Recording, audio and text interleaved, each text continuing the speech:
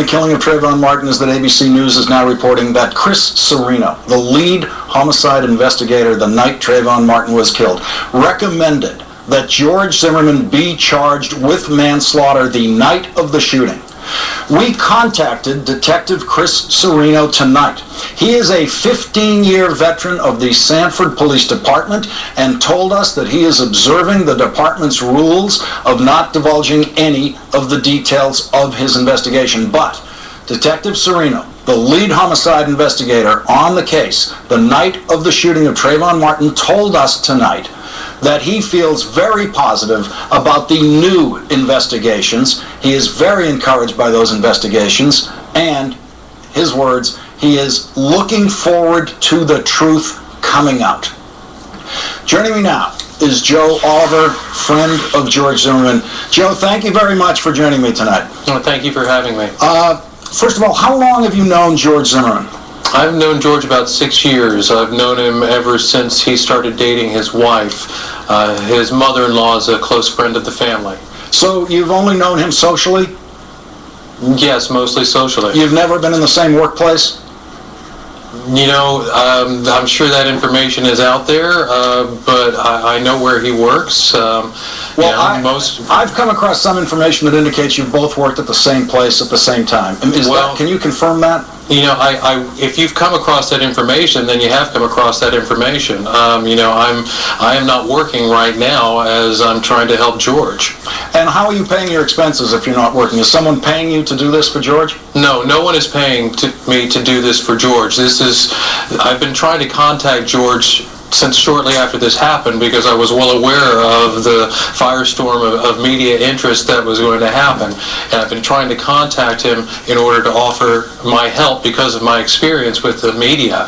It wasn't until this weekend when I learned that he had retained an attorney that I contacted him through his attorney and spoke with him and validated for myself that I would be doing the right thing for standing up for George. Joe, I want to get into how well you know him, and that's why I'm asking about the workplace. Did you spend time together in the workplace? Occasionally, yeah. Okay, and have you ever been alone with George Zimmerman? Yes, I have. In the workplace? Yes, I have. And did you have private conversations with him over the years about his experience with law enforcement? Not his experience with law enforcement, but I've had conversations with him about why he was a criminal justice major. Did you know him when he was arrested in 2005? No, I did not. Did he ever tell you about that? No, I did not. But what I've learned from that arrest is that it was for coming to the aid of a friend who was being arrested as well. Yeah, I can tell you exactly how that arrest was described by Agent Paul Fleischman. This is according to the Miami Herald today. Agent Paul Fleischman wrote that Zimmerman walked up to a pal under arrest and began chatting, refusing to leave. Zimmerman cursed him, Fleischman wrote, before pushing him and causing a short struggle. That is the police account of that arrest. Well, like I said, I wasn't there, and I would think that during that time, George may have been drinking. George, I don't know, because as long as I've known him, he hasn't drank. Do you know that George, whether George had to enroll in anger management classes as a result of that case? No, I don't, but I would imagine that would have been part of what he went through in order to avoid any charges sticking. And Joe, you got to know him first in the workplace or when he became engaged to someone you knew? I've known him since he met his now wife and started dating her. And did that wife know that his previous fiancée had brought charges against him? I would think so. But you don't know that? I don't. Did you know that? No, I did not. Did her mother know that? Because you know her mother. I don't know. You'd have to ask her. Have you discussed that with anyone, the charges of violence brought against him by his former fiancée? I've not had any reason to discuss the violent history he may have had. Well, Joe, here's why we're discussing. Lawrence, if you would allow me to answer your question completely and fully, then maybe we can go on with this discussion. Now, as far as what happened with George before I met him, For me, that's irrelevant, because whatever happened before I met him, he grew immensely from it to be a kind, gentle, giving, and caring individual, one who I trusted with my own child. So you don't think that anyone's violent history has anything to do with evaluating their credibility when they are engaged in a violent act that becomes controversial? I think their violent history becomes a factor when they don't alter their violent behavior. That's when I think that becomes a factor. I mean, why would we have this system where we give people an opportunity to learn from their mistakes and grow from them? And George Zimmerman learned from his mistakes and grew from them. What mistakes did George Zimmerman tell you about that, and what did he tell? How did he tell you he grew from his mistakes? I'm just saying, from what I have seen, the person that I know, the George Zimmerman I know, was not the George Zimmerman who was arrested in 2005. It's documented, if you've got the records there, that he did go through anger management. What's the point of having someone go through anger management if they're not going to alter their behavior? If George had to go through all of that, Joe, it was very successful. It was very successful. Come on, don't be silly. I'm not being silly. Just stop it. You don't believe that anger management actually successfully manages the anger of everyone who goes through anger management. You're not that naive about this. You know what? You're right. I'm not. And it doesn't work for everyone. And I didn't know that George had been through that. And if he had been through that, then I know it worked for at least one person. Okay, quickly. You said that you talked to him about this for the very first time on Saturday. Did his lawyer arrange that discussion, and did his lawyer participate in that discussion? No, his lawyer did not participate in that discussion. Okay. And you have said that you needed to have that conversation with him on Saturday in order to go out and publicly defend him. Tell us now what you learned from George Zimmerman on Saturday that you did not know before your conversation with him. What was the turning point in your conversation with him that changed your understanding of this so that you could confidently come here and defend him about his actions in something you did not witness? My conversation with George was between me and George, and being an African-American male and understanding what was going on with George's involvement in this, and with my experience, I mean, first of all, I had to ask myself, what am I going to do for this person that I consider as a friend? I wasn't going to go off with just the information that was being fed out there, that all we knew about what had happened, which, again, if I didn't know George Zimmerman, I'd be outraged myself. There's no question about Joe, that. these are your talking points that you've used on every show. That is a non-credible answer. That's your opinion. You've claimed to have a conversation with him that changed your understanding of the facts, and now you want to go out publicly and say, I will not share with anyone what George Zimmerman told me to change my opinion of the facts so that I could go out and defend him. I don't want to hear your talking points that you've used on every show you've been on. Now, I have Charles Blow here with me from the New York Times. He has some questions for you. Hi, Mr. Oliver, I'm just curious. You say you have known George Zimmerman for 6 years. Yes, I have. But you say you were close friends with George Zimmerman. However, he never shared with you. Now let's back up.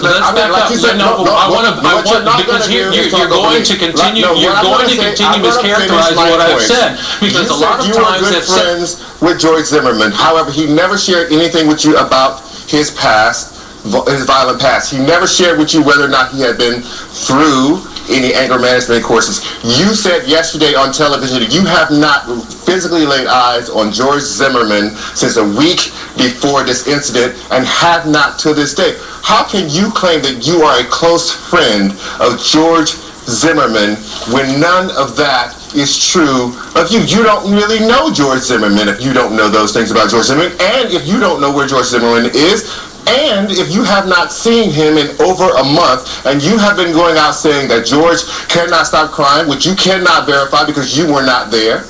You have been saying, you have been saying that there are lacerations and his nose is broken, and only thing you know is what George may have told you because you were not there and you have not seen him for over a month.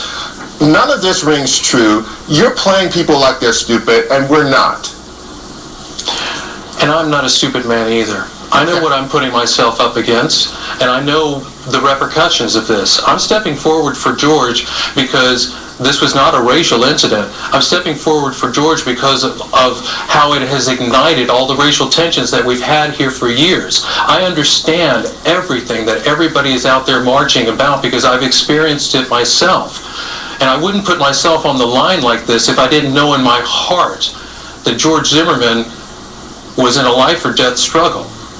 I wouldn't be here. I would not be risking myself. How do you know that in your heart? How do you know in your heart? Have you ever had a gut feeling? You were not there. Have you ever had a gut feeling? So this is a gut feeling. There? So this is were not you admissible there? in any court. Were you there? No, I'm asking you because you are the one who is saying you know in your heart that George Zimmerman was in a life or death situation, and I'm saying that we don't know. I'm saying that we have to wait till the investigation is finished, and you are saying that you know that was George Zimmerman. You said on television that you know that was George Zimmerman's voice crying out for help. And you have only known George for 6 years, and you have only seen him in social situations. His mother told me that she is absolutely 100% sure that is her son, and she has known that boy for 17 years. She has heard him cry many times from a child all the way up to 17. She is saying, are you saying that you know George Zimmerman's voice better than Trayvon's mother knows his voice? I'm saying, as Lawrence has pointed out, I've had numerous conversations with George, and because now it's been revealed. Have you ever heard George Zimmerman scream? You know what? What is the point of you asking me questions if you're not giving me an opportunity to answer? Okay? Answer the question. And as far as George raising his voice, yeah, I've heard him raise his voice before. Scream. Not in anger. Scream. Not in anger. Scream. Would you know what, why are we having this discussion if you're not listening? If you're not listening to my answers, if you're not giving me a chance to finish my answers, why are we having this discussion? Joe, let's see what we can do here. I've listened carefully. You've said for you the entire thing, your entire view comes down to a gut feeling. That's all it is. And okay, and I'm glad you clarified that. Not just a gut feeling. Not just, look, I've asked questions. I've asked questions. Can I answer that? You know what, Can I ask you why it's a gut feeling and why I feel good about it? Because it's an instinctual thing, and it's also because I've had what I have been told validated. What you have heard so far that has been leaked is validating what I've been told. There's other information that is yet to come out that we're waiting for the grand jury to pass down, okay? And when that comes down, then it's a question of whether or not anybody else believes what the investigation turns out. We welcome the state's attorney looking into this. We welcome the grand jury. We welcome the Justice Department. We welcome all of this because, first of all, this was not a racial incident. And we welcome all of this because we know that if we weren't sitting here talking about George shooting Trayvon, we'd be talking about Trayvon shooting George. Hey, Joe, we're going to get to that in a minute, the detail of that in a minute. I just want to explain to the audience that we've lost a little bit of the light in your studio, and so the image looks a little different here. I want to get to something that's been very important to a lot of people who saw you on Hardball yesterday, and I want to play a little clip of you there talking about this controversial element of the 911 tapes in which people think they hear a racial slur. And for you now, it seems to come down to a distinction of one letter. Is it a C or is it a G? Is it goon or is it the C word that goes with that? And I just want to listen to what you told Chris Matthews about that, and we'll try to get your light back while we're playing that tape. So let's just listen to this. To me, it's a matter of interpretation of whether he's saying coon or goon. There are a lot of parts of this country where people proudly call themselves coon asses, in Louisiana in particular, and I don't know too many people who younger than 40 who use that term as a racial slur. As far as the other word, goon, I've been informed by my 17-year-old daughter that among her peers is a term of endearment. Joe, as you know, there's been an awful lot of African-American reaction to that, starting with Charles Blow. Let's hear his reaction to that now. Well, I grew up in Louisiana, and I have never once heard an African-American refer to an African-American in that way. I never said an African-American. Like you said before, you're going to let me finish. And particularly as a term, any sort of term of endearment, and particularly, why would you insinuate that George Zimmerman was using that as a term of endearment, whether it's a C or a G, after the F word, about a person whom he found suspicious, about a person whom he was following with a gun? That is absolutely patently ridiculous. You know, the characterization of what happened out there has been ridiculous, because the characterization that's been put out there is that George was following Trayvon with his gun drawn, and that's not correct. Nobody said that. I didn't say that. Joe, you're just dodging the question. But listen, we want to talk about this particular phrasing because it really has provoked a lot of outrage among African Americans. I will answer the question. Okay, I will answer the question because, Go ahead. again, it all boils down Joe, to let me do this. interpretation. Joe, let me do this.